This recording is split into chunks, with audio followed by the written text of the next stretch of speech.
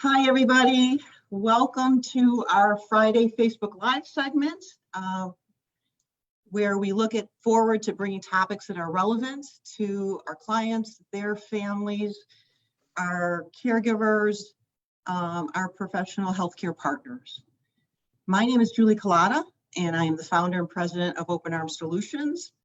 And Open Arms is a home care company providing professional care teams to families, to seniors and their families, helping them navigate the challenges of aging and illness and supporting their dignity and their independence. And with me is our Director of Memory Care Program, Scott Tolan. And I'm going to be introducing Charlotte in just a minute because she's she's going to be leading us in our very interesting topic today. COVID plus quarantine equals PTSD. I've gotten several inquiries about it. I think there's a lot of people really interested in the topic. It's very timely. Want to make sure I mention that as people are listening, if you have questions, you'll have an opportunity to submit them. We'll be checking as we go along, talking to Charlotte, and we'll do our best to answer those questions for you. So with that, I am happy to introduce Charlotte Bishop, who is the founder and CEO of Creative Care Management. And they are now, Charlotte, you're in your 29th year? Yes, happy to say. That is very impressive. That is really amazing. Of providing geriatric care management in the Chicagoland area. So Charlotte, I know you and I met years and years ago, and I know you've been doing really great work in this area. Thank you. You're welcome. Before we get going on the topic, can you just share with us, can we start off and can you share, because some people tuning in may not know what a geriatric care manager, what they do, how you help people. So could you just take a few minutes before we dive into the topic and share with us? Oh, absolutely. Thank you so much. And hello, everyone. A geriatric care manager is someone who helps individuals and families navigate all the decisions necessary to care for an older loved one.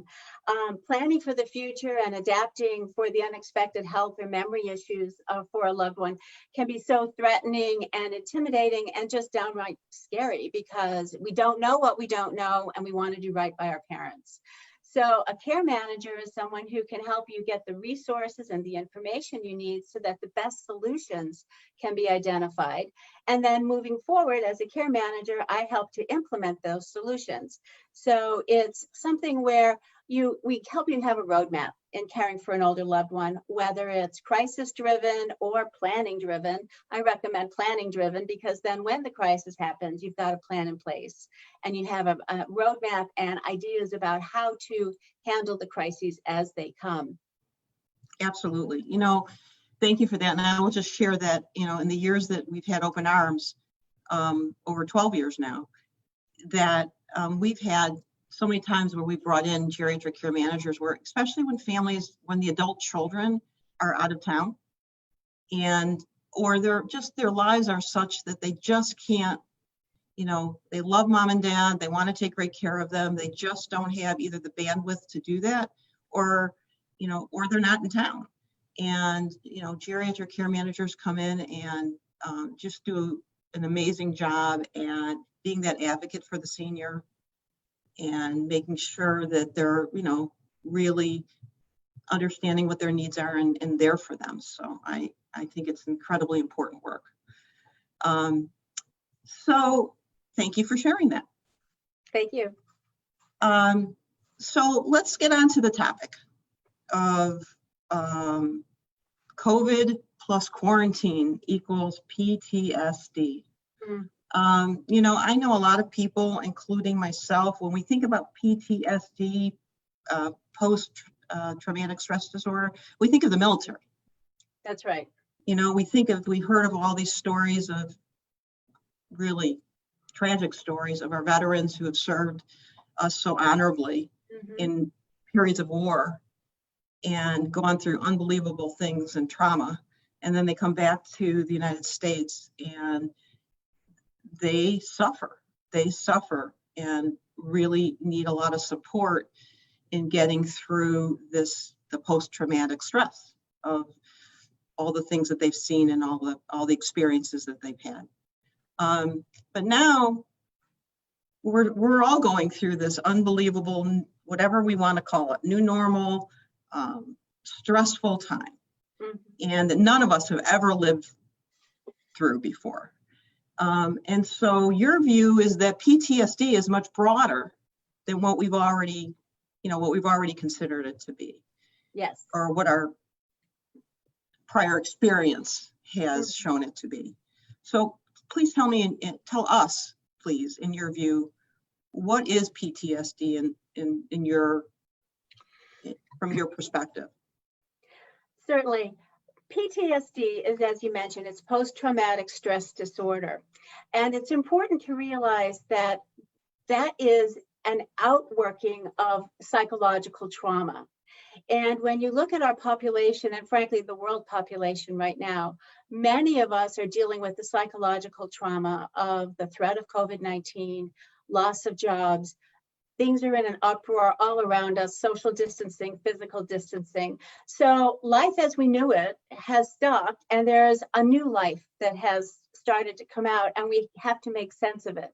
The psychological trauma that happens as a result of that can require us to be extra vigilant in terms of how we manage ourselves.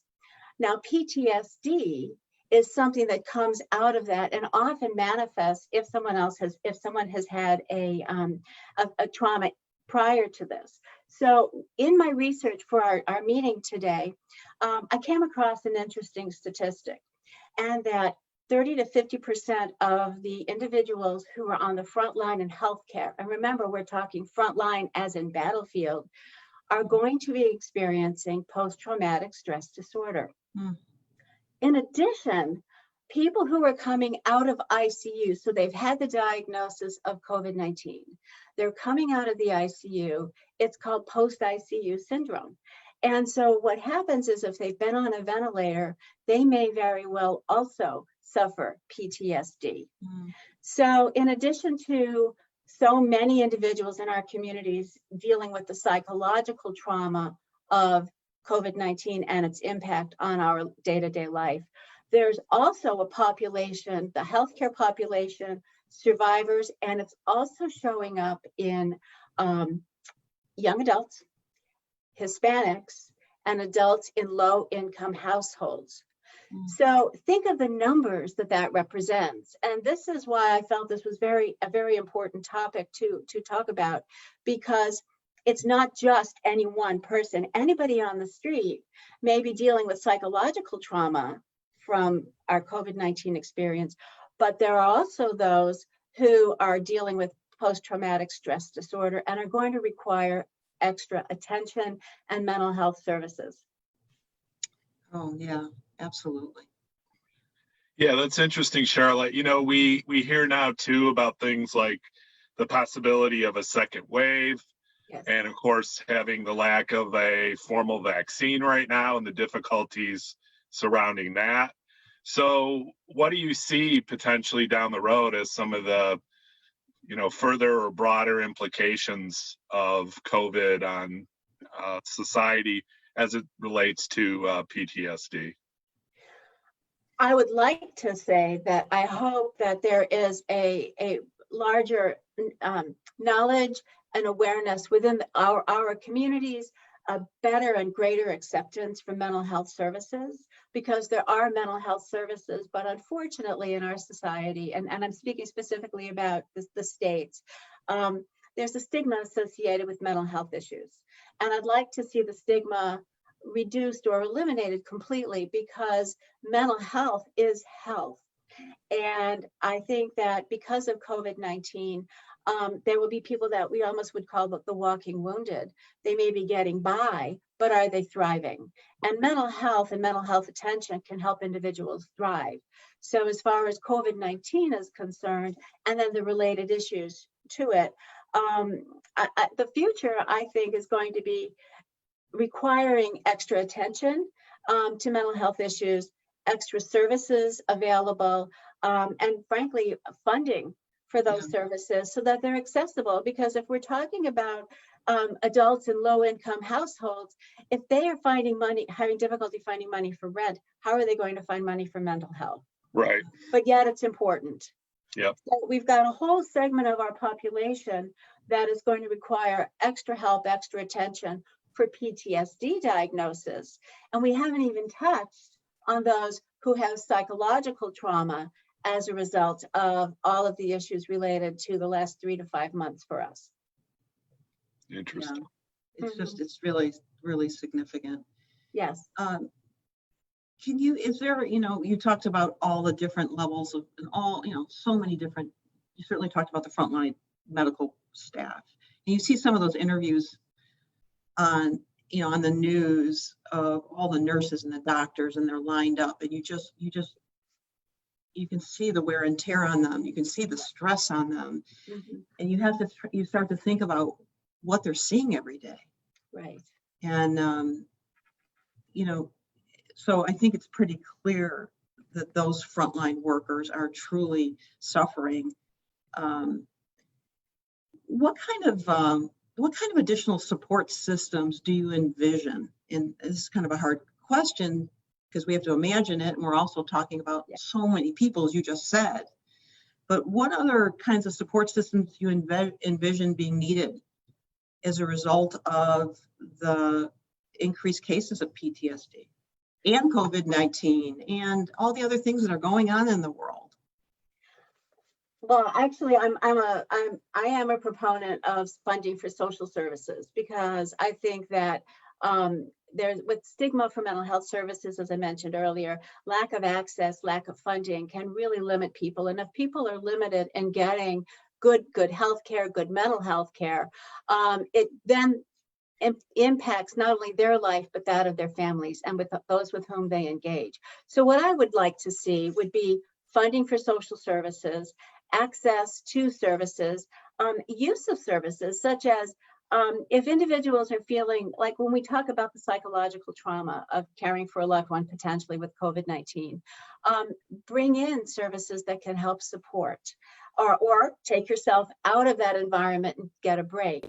And I'd like to see the communities as a whole embrace the different populations that are most at risk, so that funding is indeed available, and that the services, whether it's phone in, whether it's telemedicine, right now people are not usually doing in-person sessions, but phone sessions, telemedicine sessions are definitely something that's available for many, many people. And if it could be available, say, on a sliding scale, then you've got access that is not only available, but something that could be encouraged. That sounds good. That makes sense. Yeah. So I'm curious, Charlotte, as a geriatric care manager, how has your organization and your role had to adapt? I mean, you mentioned obviously the telehealth approach and sort of service from a distance, if you will, but in what other ways has your organization and geriatric care managers had to adapt? For the most part, we're taking advantage of Zoom, Skype, FaceTime with families, interfacing with the long-term care communities so that we're available to the families to help navigate decisions that might have to be made. Care plans are still taking place. So it's taking and using technology in a way that might have been more periphery for us, but it's becoming more of a dominant way of reaching out to people and engaging, because I think people still need to connect. Families still need to know that their loved one is okay. And so we take advantage of that. And then, as I've mentioned in previous posts on my Facebook, using home care agencies, bringing people in, such as Open Arms Solutions. So where you've got the caregiver coming in, you've trained your caregivers in working and preventing COVID-19. And so then bringing in a person into an environment may make things a little bit easier for a loved one. So I encourage being creative and reaching out, and how you can access information in the community, resources in the community. As a care manager, I help people navigate all the decisions that they have to make and get the information they need, because it's terrible when you don't know what's going on. And when you don't know what you don't know, You can't even formulate questions that will help you get the answers so that you can make informed decisions. Right. So it's just one of those things where we try to pull the pieces all together to make sense of what's going on so that the family members can have the solutions they need in place. Sure. Charlotte, I see we actually have a viewer question I'd like you to address if you would. So the question is, do you think that telehealth can be as effective as face-to-face? And then do we see this as a challenge long-term if continued? The first part of the question, I think telehealth can be very effective. And I think that even though you don't get the one-to-one physical experience of seeing someone and engaging with someone, the telehealth, particularly if you're using Zoom, Skype, FaceTime, allows you to see someone. If you're strictly using a telephone, then I think it's a lot less effective because you can't read nuance in a facial expression, and you can't pick up body language. And as far as a long-term challenge, I'm not clear what that means. Well, I think the questioner, just trying to interpret here, the questioner is asking if this policy or approach continues, which it likely is for the foreseeable future, how are we going to need to adapt accordingly, I think is the question. Yeah. Well, I think going back to telehealth, I myself see clients via Zoom, and it works because people want to be heard. They need to express their concerns. What are the problems they're experiencing?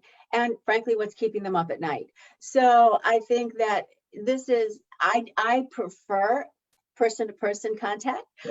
But when that's not possible, Zoom is a reasonable option because it does allow us to have a face-to-face conversation to figure out what is the real issue at hand, and then coming up with solutions so that it not only makes sense, but there's a sense of resolution.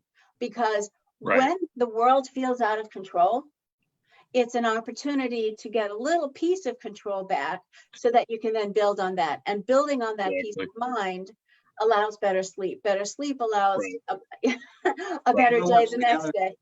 Yeah, you're truly still giving that person a voice, which I think is a very important aspect of what you're saying. You're giving them an opportunity to express their needs and wants, etc. So, so Charlotte, I want to give you a final opportunity, unless we have other questions that come through. Kind of how would you summarize, or what are your other thoughts about the role of PTSD as we move forward with COVID in our collective lives? I think PTSD is out there and it's growing. That's a fundamental truth. According to Johns Hopkins University and the Center for PTSD, the reality is that the numbers are growing every day. In the general population, 6% of men have PTSD and 10% of women. And PTSD can come about from physical violence, a traumatic accident. So it's not just psychological trauma, but again, it's how everything is amplified. Right. If you're looking at COVID-19 and the related issues to that, there are going to be more and more people. So in a big picture, I would like to see less stigma, more attention, more support, and more use of the community resources. And I did have some information that I can share as to what the community resources would be, because I think that's useful too. There's NAMI, which is the National Association for Mental Illness, and there's NAMIChicago.org, the Chicago Department for Mental Health, as well as Mental Health for Cook County. So these resources are out there for people to use. And will you have that information available on your site if people want to follow up to get that? If they didn't have a chance to write it down or whatever. Okay, great. Absolutely, yes.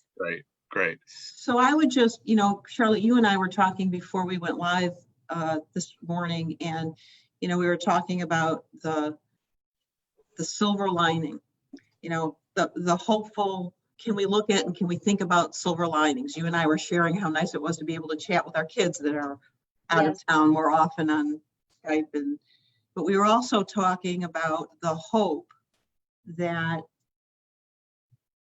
because so many of us, all of us are dealing with this new normal, this whatever we want to talk about, is that the stigma of mental health will go away. And people will be much more open about sharing and talking about it, asking for help. You know, I know at Open Arms, I mean, we've had team meetings and openly talked about, and we're asking and trying to find out, how are you feeling? And wanting people to share.